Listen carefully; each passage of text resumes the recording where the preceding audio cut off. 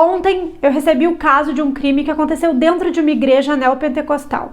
Eu fiquei chocada como eu nunca tinha lido nada a respeito do caso Lucas Terra. O Lucas era um menino de 14 anos que frequentava a Igreja Universal do Reino de Deus, aquela do Edir. Ele era extremamente religioso, a sua família já era bastante religiosa e ele sonhava em ser pastor. Em 2001, ele foi morto dentro da igreja e esse caso é revoltante. Vou pedir para você, se você quiser, deixa o seu like, já comenta aqui para que esse vídeo chegue a mais pessoas. Porque hoje, passados mais de 20 anos, essa família ainda não teve justiça e esse caso não está concluído. O Lucas havia se mudado há pouco para a Bahia com a família. Ele sempre foi um menino religioso, a família dele já era religiosa e principalmente a avó. Quando ele chegou na Bahia, ele procurou uma igreja que ficasse próxima à casa dele. Ele encontra, e é aí que começa o envolvimento dele com a Igreja Universal do Reino de Deus. Mas bem, o que relata a família é que o Lucas sempre foi um menino muito obediente.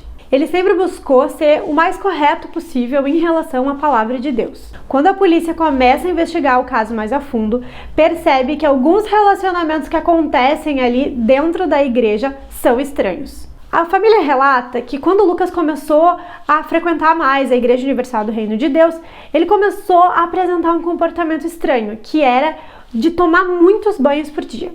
O que me faz pensar sobre como ele estava se sentindo também em relação ao seu corpo e a si mesmo.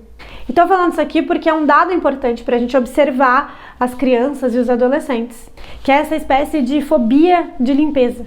O crime acontece em 2001 e o corpo do Lucas vai ser encontrado carbonizado 2 dias depois do desaparecimento. A perícia detecta que o Lucas foi queimado vivo. Um suspeito, Silvio Galiza, que era o secretário da igreja, foi preso. Ele foi condenado, cumpriu pena e hoje ele está em liberdade. Mas não é apenas o Silvio que está envolvido nessa história. 2 pastores, um deles inclusive já virou bispo, vão sentar na cadeira dos réus. Como eu falei, já passaram mais de 20 anos que esse crime aconteceu.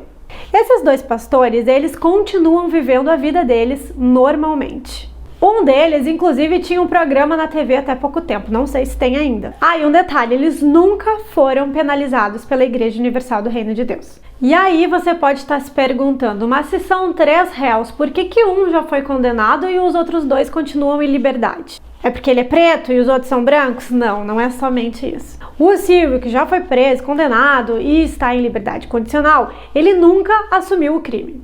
Mas desde o início, a delegada do caso, ela já sabia que o Silvio não tinha agido sozinho. Porque tinha um ponto crucial aí nessa história. O Silvio não dirigia bem. Mais tarde, o Silvio vai abrir a boca e aí vai indicar esses outros 2 pastores também como culpados do crime. Na época, muito se questionou por que matar um menino de 14 anos.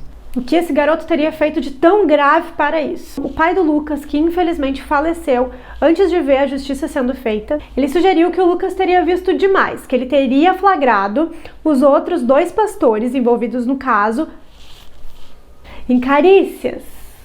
Enfim.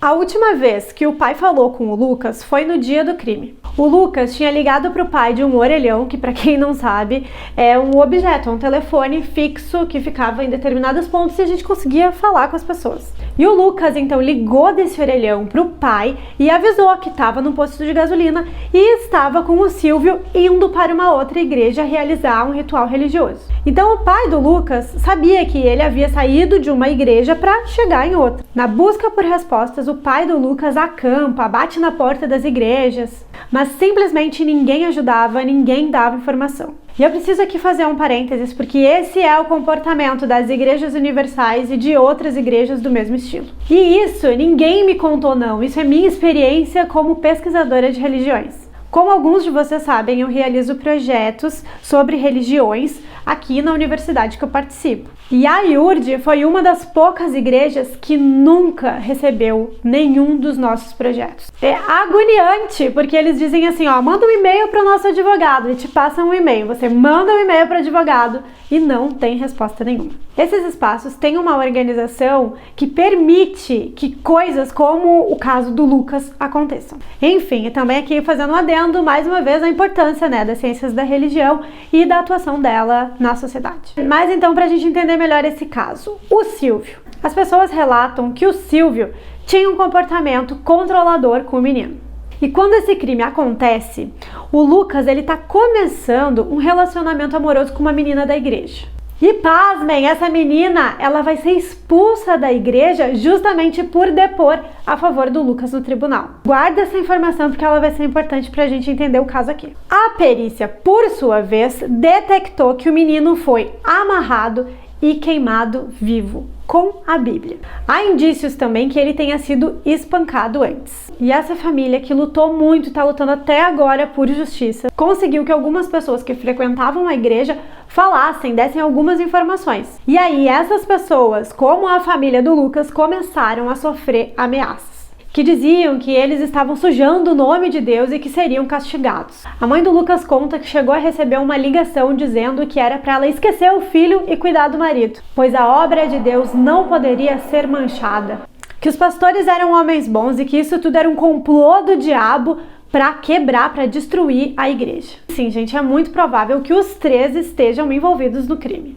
Pelo menos é até agora o que tudo indica. E uma coisa que incomoda muito a família e as pessoas que estão acompanhando esse caso é que tem muita coisa que não foi respondida. Por exemplo, o Silvio Galiza, ele foi transferido de uma outra igreja antes de chegar nessa igreja, quando ele conheceu ali o Lucas. Segundo consta, ele foi transferido por mau comportamento. Mas qual é esse mau comportamento? A Igreja Universal do Reino de Deus não diz. Então agora, finalmente, o caso vai para a júri popular. E são 3 os acusados que vão responder. O bispo Fernando Aparecido da Silva, o pastor Joel Miranda Macedo e o segurança dos 2, Luiz Cláudio. Esse último tá aí no meio da história, mas ele não foi indicado pelo Silvio. Mas aí fica uma coisa muito estranha, porque a igreja tá bancando o advogado dos 4. Tanto do Silvio lá, o primeiro, quanto desses 3 que vão responder agora. Mais de 20 anos, o valor gasto nesse caso não tá aqui no mapa. Quem tá pagando? Os fiéis da Igreja Universal, muito provavelmente. E aí, essa bandeira, né, do não sujar o nome de Deus a qualquer custo, que me lembra muito a Flor de Lis, inclusive, ela é sustentada por uma igreja que tem muito poder, uma igreja que tem muito dinheiro, que tem influência política. Tudo isso não é à toa, e eu acho que eu deveria aqui fazer um vídeo específico só sobre a Igreja Universal do Reino de Deus. Mas como eu não fiz ainda, eu indico para você um vídeo que eu tenho aqui, que é sobre um livro do Edir Macedo. Um livro maravilhoso, Ivonete! Todo esse caso está muito bem documentado no livro que o pai do Lucas fez, o Carlos Terra. O livro se chama Traído pela Obediência. E, gente, tem algumas coisas assim que a gente tem que deixar claro aqui, né? Esse caso aconteceu em 2001. Em 2001, não era tão fácil assim ter acesso a informações sobre essas religiões. Se já é difícil hoje, imagina naquela época. Outro detalhe é o modus operandi dessas instituições. Elas têm vários níveis hierárquicos e elas vendem sonhos para as pessoas. E as crianças são doutrinadas nesse sistema desde muito pequenas. Então, assim como o Lucas, existem muitos jovens que estão imersos nesse universo em que a cabeça é honrar a Deus, não fazer nada errado e ficar focado para um dia ser pastor. E essa é a meta de vida de muitos jovens. E na maioria dessas igrejas, quando você tem um cargo, você recebe um salário. Então, assim, envolve muitas outras coisas da vida da pessoa. Ah, Natasha, mas cada igreja é uma igreja. É verdade. Mas a gente sabe que tem instituições religiosas que são super controladoras, em que o seu sistema tem uma proximidade muito grande com a de uma empresa, sei lá. Não vou dizer que é essa, mas eu sei que tem uma igreja aí que vende filial, então pronto, falei. Tipo, vou abrir um McDonald's, comprei aqui o meu selo. E aí, nesses espaços religiosos, vale a máxima que eu já usei aqui pra vocês. Se não pega pelo medo, pega na ganância. Não podemos também separar que junto da ganância ainda tem o terrorismo do medo, onde mais se fala do diabo, dos demônios do que de Deus, né? Todo mundo sabe. Tô dizendo tudo isso porque é muito triste pensar que esse menino talvez tenha sofrido muitos abusos antes da data da sua morte. Então espero de verdade que o caso do Lucas também sirva pra gente abrir os olhos para isso. Até porque o caso do Lucas, ele só deixa muito claro um dos problemas que existe nesses lugares. E eu tô gravando esse vídeo aqui hoje, mas ironicamente aqui em Portugal tá bombando um assunto muito parecido, que são os casos de abuso na Igreja Católica.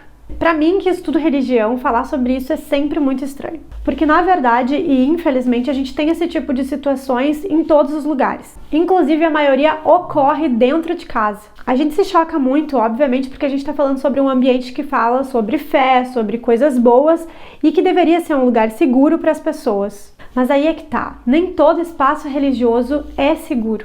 A gente está falando aqui nesse vídeo hoje sobre instituições que têm relação com a política, que têm muito dinheiro, que têm muito poder. Instituições que colocam seus membros acima de tudo e de todos. E o caso do Lucas deixa tudo isso muito explícito. E essas pessoas, essas instituições, elas precisam responder. E elas não têm direito de ficarem impunes em nome de Deus.